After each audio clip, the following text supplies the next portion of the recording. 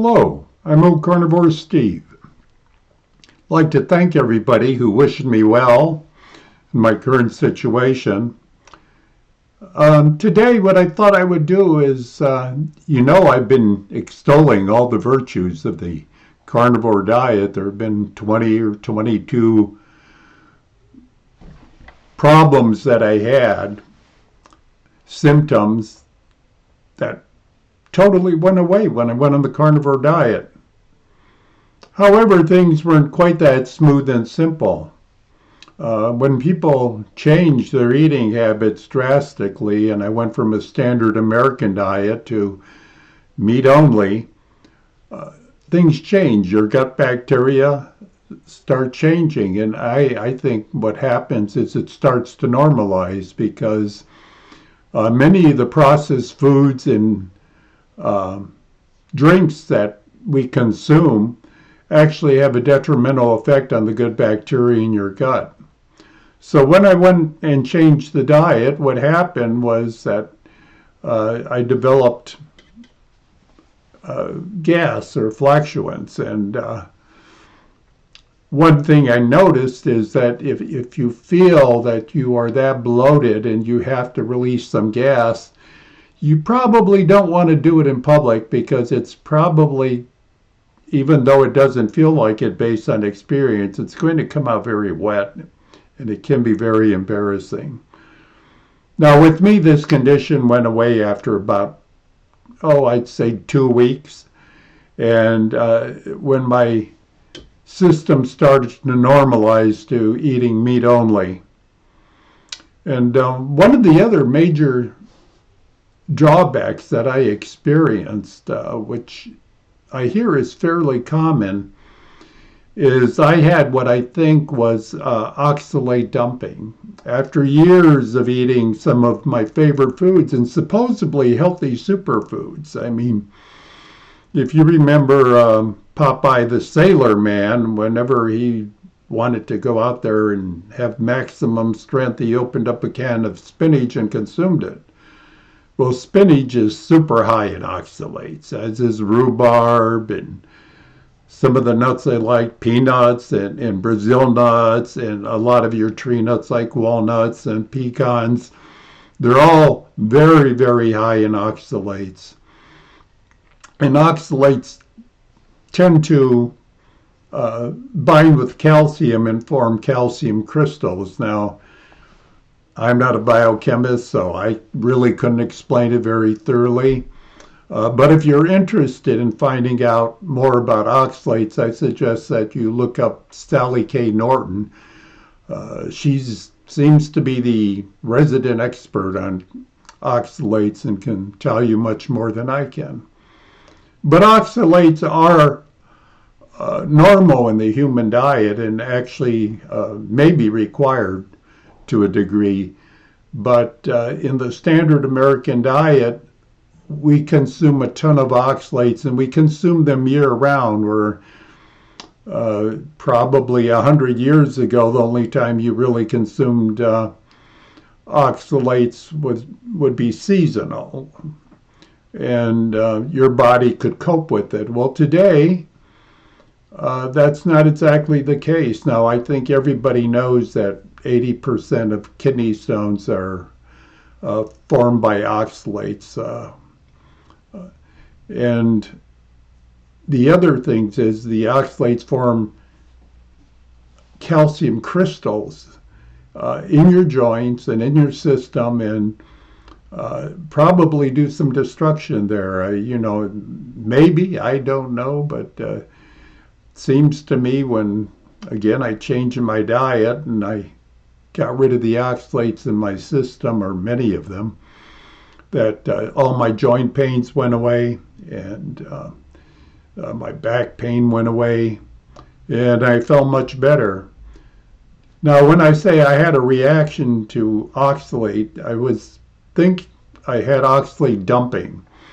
And what happened is my back broke out in what appeared to be probably like plaque psoriasis is the best way I could describe it, maybe pustular psoriasis too. And my whole back broke out, and I had a little on the top of my head. And this came out a couple months actually after I went on a strict diet, and it lasted seven or 8 months before it cleared up. Now, it didn't bother me too much because it was on my back and I couldn't see it. So I pretty much put up with it, and it did clear up. And after a while it cleared up, but as I understand it, even after you change your diet for months or even years, you can still get oxalate dumping because the oxalates have built up in your system over a lifetime. Now, someone asked me when I said, well, I think I got a kidney stone, that I dropped a kidney stone because I was eating oxalates, and I loved potatoes with, the skin, and the skin has the highest concentration of oxalates there is in the potato. So he said, well, gee, how many potatoes did you consume? And well, it wasn't consuming one potato after I went off the diet. It might have kicked off a reaction, but it was consuming a lifetime of oxalates. And that can happen at any time. But overall, my oxalate dumping, pretty much, if that's what it was, has cleared up quite a bit. And I don't eat oxalate as a general rule. Now, one of the things I did to normalize the gut bacteria, and some people say, well, that's probiotics. Well, I a little old-fashioned on that, and I'm not 100% negative on all veggies. And I always read that sauerkraut helped restore normal gut bacteria. So I did eat sauerkraut a little bit. Sauerkraut has oxalates too. But I found a sauerkraut that is prepared the old way, where it's naturally fermented. They don't pasteurize it, and they don't use any preservatives. It's all natural. And I took that for about a week to help, again, normalize my system. And then I quit the cabbage, the sauerkraut. But I found it very helpful. Now, there are a few other things I thought I'd mention in passing. I had a recent operation which removed a cancerous tumor in my bladder. And when I was coming out of surgery and waking up from the anesthetic, I experienced a little bit of chest pain, and they asked me if I had any pains and any chest pain. I told them, yes, I did. So my cardiologist immediately put me on an EKG and monitored me very closely, and they were taking blood samples for tests every 2 hours for 4 days. So I was stuck full of needles, and plus I had the wires and was carrying around a portable EKG unit, a battery-operated transmitter. So I was mobile to a degree. I mean, I had a couple of IVs stuck in me, so they were pumping liquids in me all the time. And I would try to keep active and walk around up and down the halls with all these wires and cables sticking out, and that helped me quite a bit. But everything appeared to normalize, and as I mentioned in an earlier video, my blood chemistries like the CK and the other kinetic enzymes they do blood work on seemed to be normal. It was only the EKG that showed a little stress. So I had a follow up with my cardiologist, and he said, well, now you're going to go on a statin, right? And I said, no. He said, well, why not? And I said, well, I don't believe it does anything. Some of the studies I read show that people my age, as many of them or not more, die when they're on statins and their LDL is in a normal range than those that didn't take any statins at all. And he said, well, what if I were to tell you that if you had another operation like that and you didn't go on the statins, that it would kill you? Would you take them then? And I said, no, I'd rather take 12 Oreos a day. And he said, what? What, 12 Oreos? What's that? So I told him there's this young doctor researcher out, I believe his name is Norwitz, Dr. Norwitz, and he did a study on himself. And what he did was he was on statins, and he measured his LDL level, and it was extremely high. And he decided, well, he went on a statin, and he was on a statin for 3 weeks, and he measured the percentage of drop in his LDL level after 3 weeks, and it was about 31%, I believe. Then he went through a purge, and he purged his body for about 3 weeks, and then he did 12 Oreos a day. And on 12 Oreos a day for 3 weeks, his LDL dropped 72%, a tremendous amount more. And the doctor said, you don't believe that, do you? The cardiologist. And I said, well, yeah, I do. But, it wasn't quite that simple. If you're, what do they call it today, morbidly obese, 12 Oreos a day are not going to do you any good and probably not going to lower your LDH. But his body was such that he called himself a lean hyper-responder, and he was on a keto diet.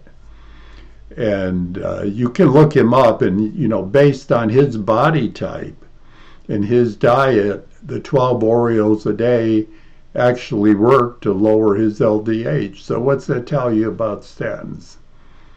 I don't know, but I still won't go on them. But I just found that interesting because I am lucky that my family doctor, general practitioner, pretty much doesn't complain about me being on a carnivore diet. He is very supportive to what I want to do. He says, okay, well, it's your body. You do what you want to do. And I respect that and appreciate that he doesn't try to convince me to do otherwise.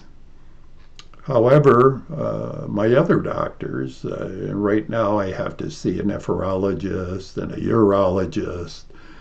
I haven't told them what I'm doing, but I'm sure especially the nephrologist will tell me, oh, well, you can't eat all that protein because, the protein is coming through your urine, and, oh, that's really bad for the kidneys. But not really.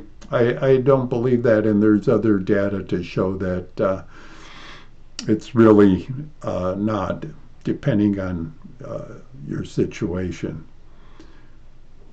But those are just some of the things I've run into. And right now, we're talking about keeping the tumor, the bladder tumor, from reoccurring, and we aren't sure about the urethra yet. They're going to go in there in about 2 weeks and check out my urethra. But what I'm doing is I'm going on a pretty strict carnivore diet, and I'm watching my metabolism. And the metabolism that I'm watching, I'll get into that more in future videos, but basically I'm trying to maintain a ratio of the blood glucose level to the ketone level measured in millimoles per liter. And when you take the glucose level and divide it by the ketone level, the rate should be at 2.0 or less is ideal, which they claim for what I referred to before as starving a tumor. and keeping them from reoccurring, and basically a treatment.